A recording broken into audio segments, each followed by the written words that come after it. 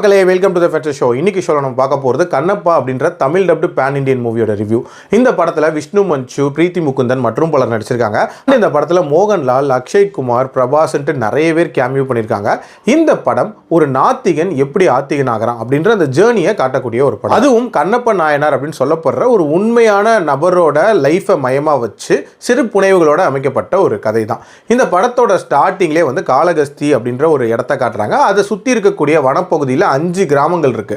அந்த 5 கிராமத்தில் ஒரு கிராமத்தை சேர்ந்தவர் தான் நம்ம ஹீரோவான விஷ்ணு மஞ்சு. இவரோட சின்ன வயசுலேயே இவரோட நண்பரை வந்து அந்த மக்கள் வந்து தெய்வ வழிபாட்டுக்காக நரபலி கொடுத்துட்றாங்க. அதை பார்த்து பயங்கர கோபம் அடைகிறார். அதுவும் கடவுள் மேலே பெருங்கோபம் அப்படின்றது இருக்கு.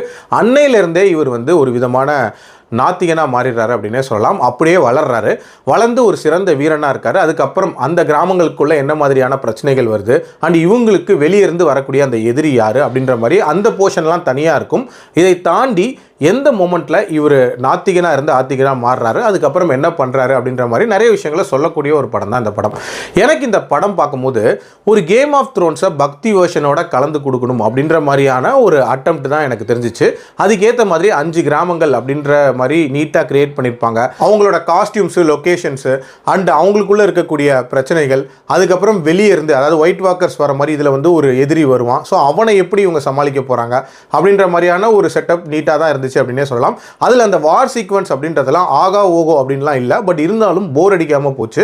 அதுக்கு ஒரு பாராட்டுகள் சொல்லலாம். ஓவரால் இந்த போர்ஷன் ஓரளவுக்கு நீட்டாகவே எடுத்திருந்தாங்க. பட் இன்னொரு போர்ஷன் இருக்குல்ல, அதாவது இவர் எப்படி நாத்திகன்லேருந்து ஆத்திகனாக மாறுறாரு, அந்த தெய்வம் ரிலேட்டடான காட்சிகள் அப்படின்றதெல்லாம் அதெல்லாம் ரொம்ப ரொம்ப சுமாராக இருந்துச்சு அப்படின்னே சொல்லலாம். ஏகப்பட்ட முரணான கருத்துக்கள் அப்படின்றதுமே இருக்கதா செஞ்சிச்சு. ஃபர்ஸ்ட் ஆஃப் ஆல் இவரை வந்து நாத்திகன் அப்படின்னு சொல்கிறாங்க. நாத்திகன்னா யார் அப்படின்னா ஒரு விஷயத்தை பகுத்தறிஞ்சு இந்த கடவுள் அப்படின்ற மாதிரியான எக்ஸ்ட்ரா ஃபோர்ஸஸ்லாம் இல்லைன்னு நினைக்கிறவனை தான் நாத்திகன் சொல்லுவாங்க. பட் இதில் இவருக்கு இருக்கிறது வந்து கடவுள் மேலே ஒரு கோபம். அந்த பெருங்கோபத்தினால இவர் நாத்திகன் ஆகிறாரு அப்படின்றாங்க. இந்த கோபம் எப்போனாலும் போயிடும் அப்படின்ற ஒரு எதிர்பார்ப்போட தான் இந்த கேரக்டரை நம்மளால் பார்க்க முடிஞ்சு அப்படின்னே சொல்லலாம். அதுலேயும் அவர் எதனால் நாத்திகன்லேருந்து ஆத்திகனாக மாறுவாருங்கிற அந்த மொமெண்ட் இருக்குல்ல, அந்த சம்பவம் அப்படின்றதெல்லாம் பயங்கர ஆர்டிஃபிஷியலாக இருந்துச்சு அப்படின்னே சொல்லலாம். அவர் மாறினதுக்கப்புறம் அவர் பண்ணக்கூடிய விஷயங்கள் அப்படின்றது பயங்கர அபத்தமாக இருந்துச்சு. இன்ஃபேக்ட் கிளைமேக்ஸே அந்த மாதிரியான ஒரு கிளைமேக்ஸாக தான் இருக்கும். பட் அதில் இவங்க ஒரு சமத்துவமான மெசேஜ் ஒன்று சொல்லியிருப்பாங்க. அதாவது சிவன் மாதிரியான ஒரு கடவுளுக்கு யார் வேணா காணிக்கைகள் கொடுக்கலாம், யார் வேணா வழிபடலாம் அப்படின்ற மாதிரியான ஒரு சமத்துவத்தை பேசியிருப்பாங்க. அந்த விஷயம் என்னை பொறுத்த வரைக்கும் ஓகேவா இருந்துச்சு அப்படின்னே சொல்லுவேன். அதே மாதிரி எனக்கு இந்த படத்தோட கேமியோஸ் அப்படின்றதெல்லாம் சும்மா ஒரு வேல்யூ ஆட்காக இன்க்ளூட் பண்ண மாதிரி தான் இருந்துச்சு. மற்றபடி பெரிய லெவலில் இந்த கதைக்கு எந்த இம்பாக்டும் கொடுக்கல.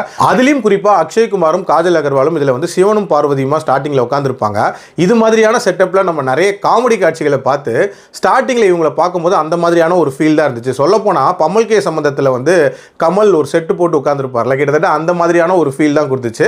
அதுக்கப்புறம் தான் ஓகே இவங்க வந்து சிவன் பார்வதி ஏதோ சொல்ல வராங்க அப்படின்ற மாதிரியான ஒரு ஃபீல்குள்ளே போச்சு. ஓவரால் பயங்கர பொருட்செலவில் எடுக்கப்பட்ட ஒரு படம் தான். ஓரளவுக்கு மேட்ச் பண்ணியிருக்காங்க. பட் ட்ரால் பண்ணுற அளவுக்கு மோசமாகவும் இல்லை. ஒரு மீடியம் வாட்ச் அப்படின்னு நான் சொல்லுவேன். என்னோட ரேட்டிங் இந்த படத்துக்கு 2.75 out of 5. அடல்ட் கண்டென்ட்டை பொறுத்த வரைக்கும் பெருசாலாம் இல்லை, தாராளமாக பார்க்கலாம். மீண்டும் அடுத்த விமர்சனத்தில் சந்திக்கிறேன். நன்றி, வணக்கம்.